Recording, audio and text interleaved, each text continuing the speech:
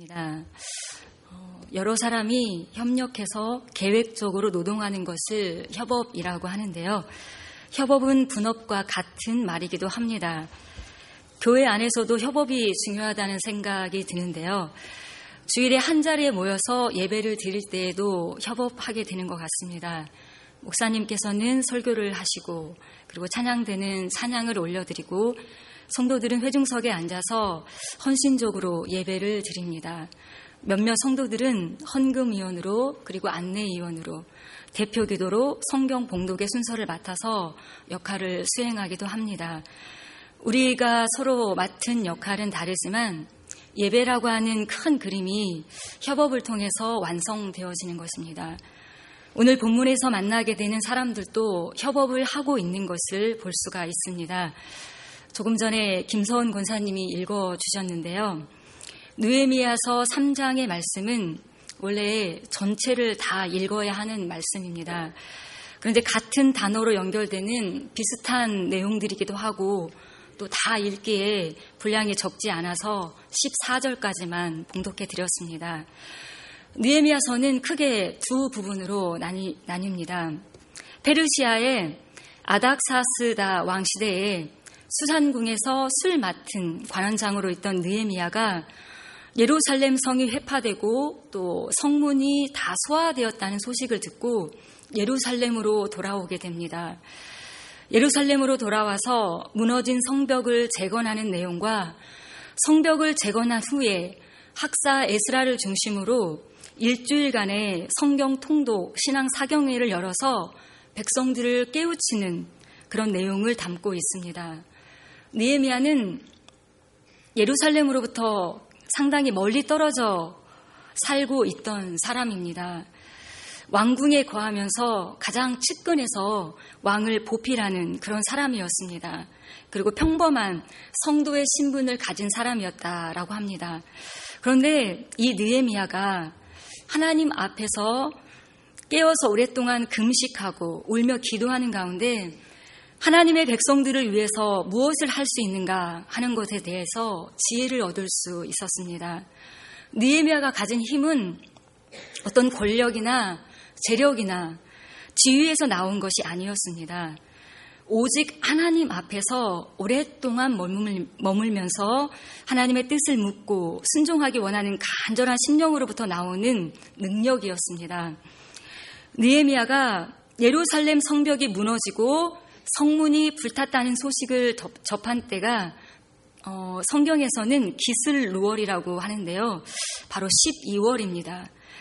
그런데 하나님의 때를 기다리며 기도하는 것이 응답되어진 때는 니산월, 즉 4월입니다.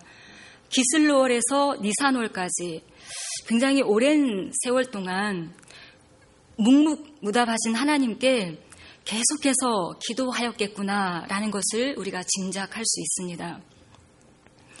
느헤미야는 오랫동안 기도하고 준비한 사람답게 일사천리로 하나님의 역사를 이루어 갑니다. 내부적으로도 그리고 외부적으로도 많은 어려움들이 있었지만 하나님의 뜻이 무엇인가 하는 것을 확고하게 깨달았기 때문에 조금도 위축되지 않는 것을 우리가 볼 수 있습니다. 오히려 위기의 순간에 더욱더 강력한 리더십을 발휘하고 지혜롭게 모든 일들을 대응해 나가는 것을 볼 수가 있습니다. 형통하다는 것은 바로 이럴 때 사용하는 말입니다. 잘 닦인 길을 걷는 것처럼 평탄하고 순탄한 길을 가는 것이 형통이 아니라 숱한 어려움과 절망의 순간이 찾아왔지만 그 모든 장애를 뚫고 목표를 향해 나아가는 것, 이것이 바로 형통함이라는 것입니다. 애굽의 노예로 팔려갔던 요셉은 하나님이 함께 하시는 형통함의 은혜를 입었습니다. 오늘 우리가 만나게 될 성벽 재건의 위대한 업적을 이루고 있는 느헤미야도 바로 형통함의 은혜를 입은 사람입니다. 느헤미야는 예루살렘에 도착하자마자 아주 조용하게 자기가 해야 할 일을 찾아서 움직이는 것을 읽을 수가 있습니다.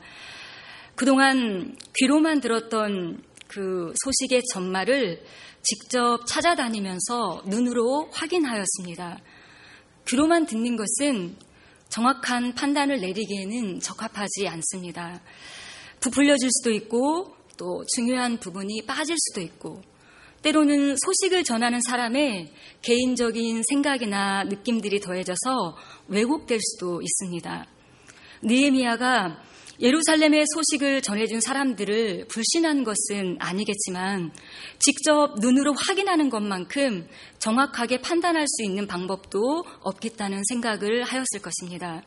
아무에게도 말하지 않고 밤에 일어나 성벽을 돌면서 무너진 성벽과 불탄 자국이 확실하게 남아있는 성문들을 확인했습니다.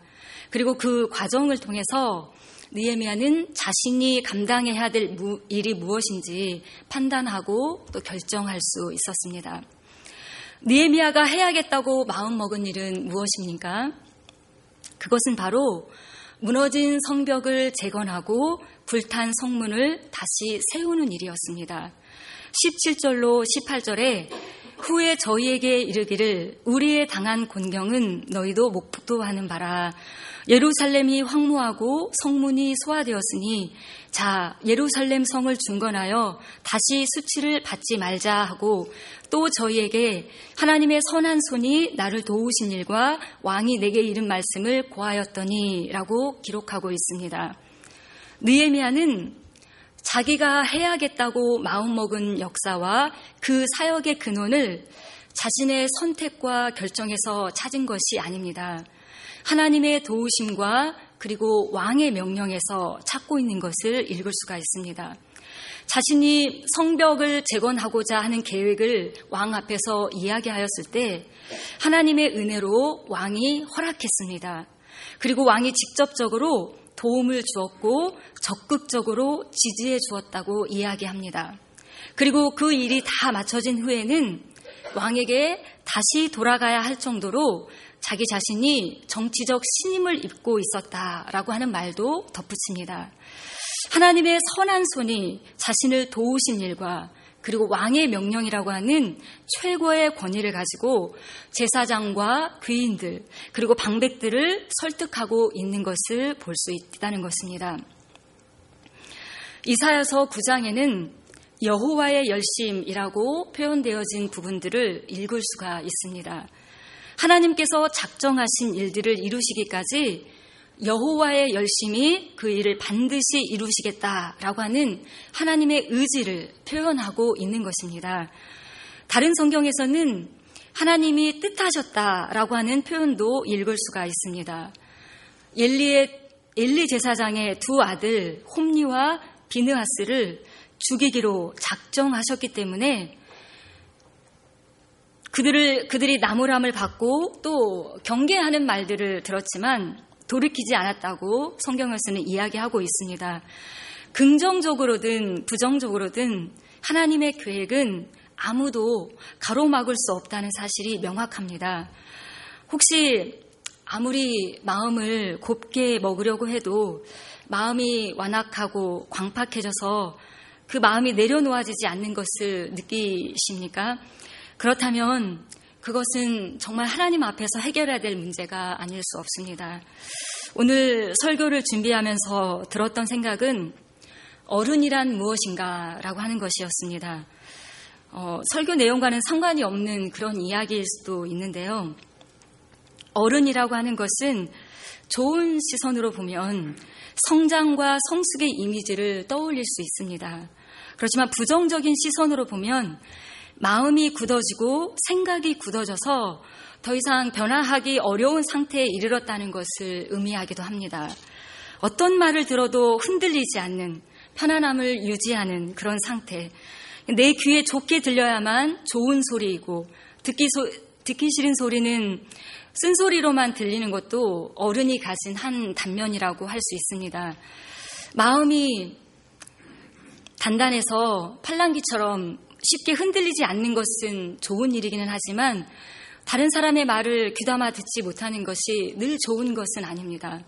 하나님은 다른 사람을 통해서 우리를 훈련하시고 또 다른 사람의 이야기를 통해서 우리에게 말씀하시기 때문입니다. 만약 제사장과 귀인들 그리고 방백들이 느헤미야의 말을 무시하였다면 어떻게 되었을까요? 하나님의 계획은 사람이 가로막는다고 해서 무산되어지지 않는 것은 분명한 사실입니다. 그렇지만 만약 이 사람들이 느헤미야의 말을 무시하고 또 외면했다면 하나님께서는 다른 방법으로 역사를 이루셨을 것입니다. 그런데 감사하게도 느헤미야의 말을 들은 모든 사람들이 한마음이 되어서 하나님이 계획하신 일에 적극적으로 순종하고 협력하고 있는 것을 읽을 수가 있습니다. 오늘 느헤미야서 3장에서는 굉장히 많은 사람들의 이름이 거론되고 있는 것을 읽을 수가 있습니다. 이 전체에 기록되어진 이름만 해도 75개가 나오는 것을 알 수가 있고, 그리고 주도적인 역할을 수행했던 사람의 이름을 꼽아도 37개의 이름이 기록되어 있는 것을 감안할 때 수를 헤아릴 수 없이 많은 사람들이 이 성벽 재건의 일에 동원되었구나 하는 것을 알 수가 있습니다. 이 많은 사람들이 한 일이 무엇입니까? 예루살렘 성벽을 재건하는 일과 불타버린 성문을 세우고 무너진 망대를 중수하는 일이었습니다. 본문에서 가장 많이 나오는 단어는 그 다음은 그리고 중수하였고라고 하는 두 단어입니다. 어떤 한 사람이 주도적으로 역사를 이룬 것이 아니라 굉장히 많은 사람들이 동원되었고 밤낮 쉬지 않고 역사하였다는 것을 알 수가 있습니다. 그리고 지역마다 사람마다 역할 분담이 이루어졌구나라는 것을 알 수가 있습니다. 각자에게 맡겨졌던 그 일의 분량이라든지 역할은 달랐지만 동시에 그 일을 함께 진행하면서 큰 그림을 완성해 나간 것을 우리가 상상해 볼 수가 있습니다. 거기에는 신분도 없고 나이도 없고 성별도 없고 지위도 없었습니다. 자기가 감당할 수 있는 분량, 그리고 자기에게 맡겨진 역할을 있는 힘껏 담당하고 있을 뿐이었습니다. 다투고 시샘하고 원망하고 불평할 겨를이 없이 쉬지 않고 열심히 해야 할 일들을 감당하고 있는 것을 볼 수 있습니다. 본장에서는 그 성벽을 재건하는 일에 참여했던 사람들의 이름과 그들이 감당했던 일의 분량 외에는 다른 이야기는 전혀 기록하고 있지 않습니다. 사실 이 느헤미야서를 계속 읽어가다 보면 성벽이 올라갈수록 방해하는 세력들이 있었습니다. 저들의 방해가 얼마만큼 위협적이었나 하는 것을 알 수가 있는데요. 그런데 이 본장에서만큼은, 느헤미야서 3장에서만큼은 하나님께서 저들의 방해에 대해서 일체 기록하고 있지 않다는 것입니다. 왜 그럴까요? 하나님께서 이 백성들의 온전한 헌신과 수고를 기억하시고 그대로 받으셨기 때문이라고 생각되었습니다. 제사장 엘리야십과 그의 형제 제사장들이 양문을 건축하고, 그리고 금장색 말기야가 한밑간 문과 마주대한 부분을 중수해서 성 모퉁이 누에서 양문에 이르기까지 성벽을 하나로 연결해서 재건하는 일을 마칠 때까지 어떤 불순물도 끼어들기 원하지 않으셨다는 것입니다. 하나님의 관심은 하나님의 뜻을 좇아서 땀 흘려 헌신했던 백성들에게 오롯이 쏠려 있을 뿐이고, 백성들을 위협하고 방해하는 사람들에 대한 이야기는 그 다음이었던 것입니다. 성벽을 재건하는 일을 다 마치기까지 느헤미야는 암살의 위험을 느끼고 있었습니다. 백성들은 각자가 자기 스스로를 지키기 위해서 한 손에는 병기를 잡고 언제든지 나팔을 불 준비를 하고서 밤낮이 없이 다른 한 손으로 일을 하였다라고 그렇게 기록하고 있습니다.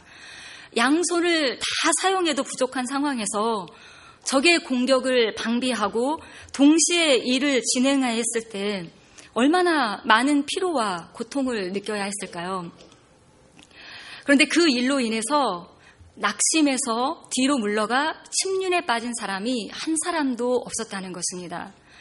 이 풍랑 인연하여서 더 빨리 간다라고 하였던 찬송가의 고백처럼 오히려 더 빨리 성벽 재건을 마무리할 수 있었습니다.